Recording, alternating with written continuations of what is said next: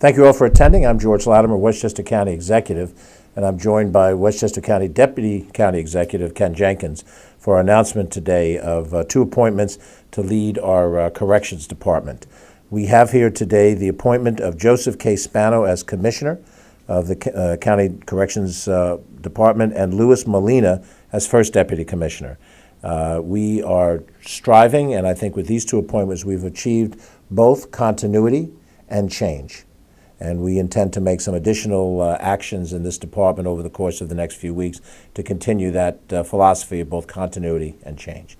The challenges of running the correctional facilities, which are extensive and involve many employees, something in the vicinity of 900 employees, and dealing with individuals who are incarcerated for reasons that make it very important that we provide safety for the people that are managing these facilities, require us to have people who have experience in a variety of areas of law enforcement and in corrections as well. And I think by asking Joe Spano, who has served previously as a commissioner of this department, to return, he was involved in the Corrections Department since 1982, and he's seen this department in every possible capacity, from line up to deputy commissioner prior to becoming commissioner. Served as commissioner, left January of 2010. And he's had some very important private sector experience that I think has broadened his experience. And now as we have him back, we're confident that he brings back the best of both worlds, the experience that he achieved over his many years in the department, and as well experience in the private sector that opens the door for him to come back and make a continued contribution to the department. In Louis Molina, as First Deputy Commissioner, we have an individual who comes to us with a great varied experience. Lou served in the United States Marine Corps for 4 years. He's gone on to have positions in almost every area of the law enforcement community. He was NYPD for a number of years. He has served as a criminal investigator.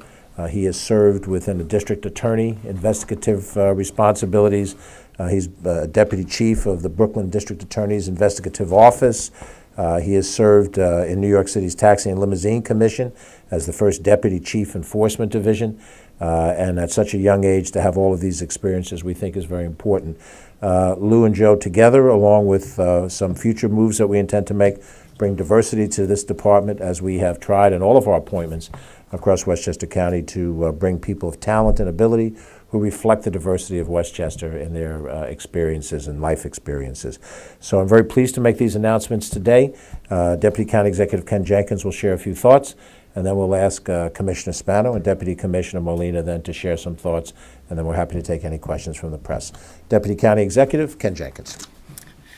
Thank you, County Executive. To me, this is a very, very important milestone that we had, because in my previous role that the County Executive appointed me to with John Nona as chair of the transition team, along with Emily Saltzman, who was our executive director, that we oversaw a process that had for us receiving over 600 resumes to be part of this great Latimer administration.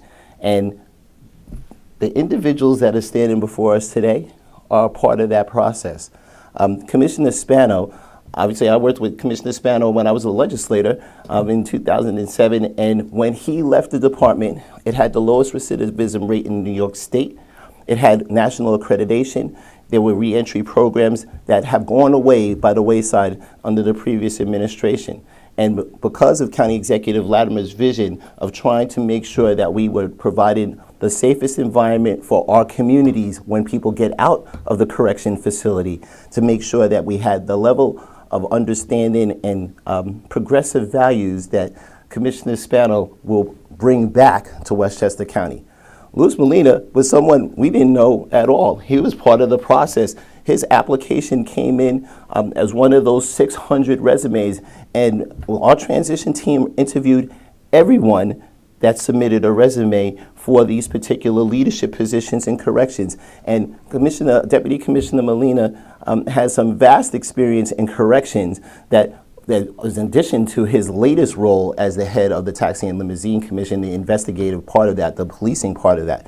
So this is something that we like to say in the county executive when we go around the county and talk to any individuals, to trust the process. It's not something that happens overnight, and County Executive has taken great time to analyze, do research and understanding, and provide the kind of leadership for correction that both Commissioner Spano and Deputy Commissioner Molina are going to bring to the department. So I was really pleased to be part of this process, and at the end of the day, to have that kind of progressive criminal justice reform and the kind of things that Commissioner Spano and Deputy Commissioner Molina are going to bring are so exciting, along with the other changes that the County Executive alluded to. So I'm really appreciative of being part of this particular process, and I'm so glad to see both of these gentlemen up here today. So with that, Commissioner Spano. Thank you, Deputy County Exec Jenkins. And I want to thank the County Executive for certainly having the confidence in me to serve as Commissioner of the Westchester County Department of Corrections. I understand firsthand that it's a huge responsibility, but I also understand that, working together with talented professional men and women, good things can happen at a correctional agency. As Mr. Jenkins reference to, some really positive things were happening when I was Commissioner of the Westchester County Department of Corrections. On the inmate recidivism side, it takes a tremendous effort to make that happen and have the lowest recidivism rates, not just in New York State. I would argue that we had some of the lowest recidivism rates in the region. But what people don't realize is we had 22 active programs at the Westchester County Department of Corrections. And that was really unprecedented for a county jail to make that sort of commitment, especially knowing the fact that we had an average turnaround of 45 days. So we had to identify the elements that assisted or participated in that individual becoming incarcerated, and then we had to put forward a really aggressive program system. And we did that, but that was just one piece of it. We also had to have some of the best partnerships in the community. And working hard with our community leaders, we did establish some real solid relationship. And the result of all of those things working together were us having the lowest recidivism rates in New York State. And there were a lot of positive things going on back then. We were leveraging technology to run more efficiently, to run safer, to enhance the delivery of services to incarcerated men and women. We were a leader in the space in many different ways, and quite frankly, I always felt that we were ahead of our time as a correctional agency. And having spent time with jails and prisons around the country and working with folks who are also committed to making positive change in corrections, I can tell you, looking back now, we were leaders in the space, and we were setting trends for other correctional agencies. So working with talented individuals like Lou Medina and so many other professional men and women at the Department of Corrections who are committed to generating positive change, I have no doubt that we will continue those positive trends and continue to have a positive impact on the recidivism rates, as well as everything else associated with being recognized as one of the safest and most efficient run jails in the region. Thank you. Thank you, Commissioner. And now Deputy Commissioner Lou Molina. Thank you. Good morning. I want to thank County Executive Latimer, Deputy County Executive Jenkins for giving me the opportunity to join the administration and to support Commissioner Spano in leading the Department of Corrections. I look forward to partnering with Commissioner Spano and making his strategic vision operationalized and making sure that we have the safest correctional institution, not only in the state, but also can serve as a national model across the United States. And I look forward to working with Commissioner Spano to achieve those goals. I have worked in every space in the criminal justice space, from policing, corrections, the prosecutor's office, and in other social service agencies. And I think my background in all of those different spaces would help complement a lot of the work and the strategic vision that Commissioner Spano spoke about briefly. So I'm excited to be here. Thank you, gentlemen, and I look forward to working with all of you. Thank you very much, Deputy Commissioner. I want to just point out that Deputy County Executive Ken Jenkins has had a death in his close family, so he took time away from the grieving with the rest of his family to be here, and we appreciate that very much. And we know that we've got to get him back to his family for the balance of the day. If there are any questions, we're happy to try to handle them. Direct it to any of us that you'd like. First question for you, County Executive. The acting commissioner has been Justin Prine. Where does he fit into the transition? Well, with the commissioner and the first deputy on board, we're going to have some conversations about where we go forward. As I alluded to in my earlier comments, we're going to continue to look at personnel and policy within this particular department now that we have the top of our leadership team, and we're going to look at all of the different elements of it. Justin has done a very good job for us. He served as acting. His experience came over from the law department, and we're going to have a conversation, all of us together, to determine how we go forward. But he's certainly going to continue to be a part of our administration, and we're going to look at what we do to put the best possible foot forward for all of us. How many programs have been curtailed during the last 8 years, and what has been the effect? I'm not sure any of us can answer that directly. Maybe Ken Jenkins has the best window because he was in the legislature during those 8 years. Commissioner Spano was not retained by the Astorino administration, and so his departure came at the beginning of the Astorino administration. And of course, Lou has been involved in other assignments. But in terms of what has diminished over the last 8 years, I don't know if any of us have a hard sense of what that is at this point. Not a hard number as far as the number of programs, John, but the fact of the matter is that we went from a system that had tremendous leadership and progressive ideas and having the lowest recidivism rate in New York State, and as Commissioner Spano said, in the region as well, but to not having those programs at all. Right? We don't have the same kind of programs that we used to have to support the inmates, to make sure that when they get back to the community, they don't come back to the facility, that we provide the support systems. And the commissioner and deputy commissioner have that experience of working with various community organizations to make that happen, because it doesn't happen alone. So across departments, those things didn't happen. Staffing was cut down, so the ability to be creative in those kind of programs just didn't occur. And that's not just happening in corrections, that's across the entire board because of the philosophy of the previous administration. And I would just say, as we start to get into this, it's not only the personnel that we're talking about here, but it's the programs and the policies. We hope to have public dialogue with the press and with the people of Westchester County about what's going to come out of this. It's very important that we deal with the workforce of this department. This is among, and there are other jobs, but this is among one of the most dangerous jobs to have. It's not a job that I'm personally capable, training or demeanor to do. And we want to make sure that we're standing by the men and women who serve us in this department as best as possible. So I will look to the leadership of this department to make recommendations as we approach the next budget for what is the most intelligent and impactful things that we're going to do. And I use the word reform earlier in my comments because over the decade, roughly decade, that it has been since Commissioner Spano served as commissioner, there have been other concepts for correctional institution management.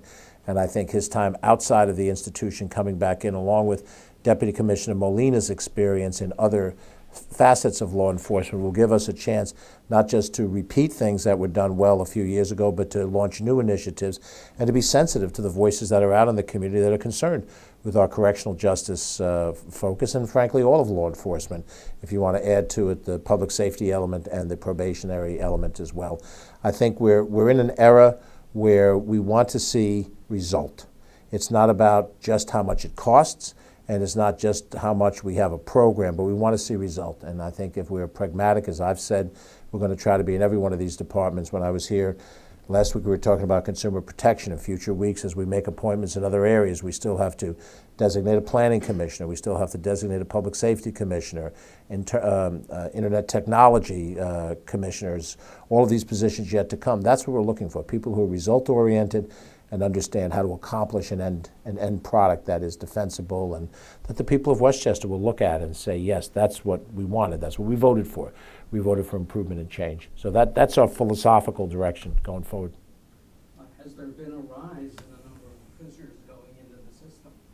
I don't know the statistics on that. I'm not sure if any of us do have that. I have a sense it might have decreased rather over the last number of years.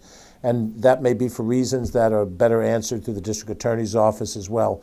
But to the extent that we're going to get a start, I'm going to have our team, get their feet wet, get established, and then I would welcome them having a follow-up press conference where we can answer questions that talk about where we are and where we're going. I do point ahead to the State of the County message, which is coming on Monday, April 16th. That's still a month and a half away. I don't know that I'll address every single issue in it, but we're going to try to give a holistic view of where we think we are. Since this is the beginning of the third month of our administration, there's a lot more for us to dig into and to understand, and we're trying to do it as fast as we can. Just one question about, there were a couple of suicides by inmates last year, number of assaults. Is there anything with the policy that needs to change to ensure that both the guards and the inmates are safe there? Why don't I ask our professionals if they have any comments in their experiences generically? Obviously, we wouldn't know about these specific incidents, but anything generically about how we do it. I certainly don't know the specifics related to that, but I do know the following, that when I left the Westchester County Department of Correction, we were operating under the best national standards in the country. Not 30, 40, 50 national standards, 384 of the best national standards in the country. Now, does that mean we're 100%? No, there are a lot of risk associated with running a large correctional facility, but having those best practices, standards duplicated day in and day out minimize those risks. And I plan on making sure that that model is followed once I get back in place. Yeah, just in general, like Commissioner Spano said, a correctional facility is inherently, unfortunately, a dangerous place. And we will strive to make the place safer, not only for the workforce, visitors that have to come to the facility, as well as the detainees that are there. So we'll be evaluating, operations as they have been conducted over the last 8 or so years, and in making sure that they're aligned with the best practices of the industry. Any further questions? We've been joined by our Director of Operations, Joan McDonald, keeping an eye on us in the doorway. Any questions from the press that you'd like to ask? Is there a possibility that we may have to expand prison facilities or build a new one? Well, at this stage of the game, it would be premature to even discuss that. We have to implement a raise the age mandate that's come from the state. I voted for it as a state legislator. There's a need to implement that, and in so doing, there might be additional physical structures and facilities as an alternative to incarceration, but that will have to be dealt with and analyzed going forward. We're certainly, as you saw a month ago and a month and a half ago when we visited Rockland County, a dialogue going with our neighboring counties. So if there is some regional need that can be met, we will have those discussions, but we're not at a point yet to know that. And if we do, in fact, determine that we need to have additional facilities, then we'll be very transparent about that process. Certainly would have to be shown in our capital project submissions in October, and probably a lot earlier than that in the dialogue of where we're going fiscally. So with that, I want to thank you very much, and you're welcome to talk to any of the individuals one-on-one if you'd like. Thank you for being here.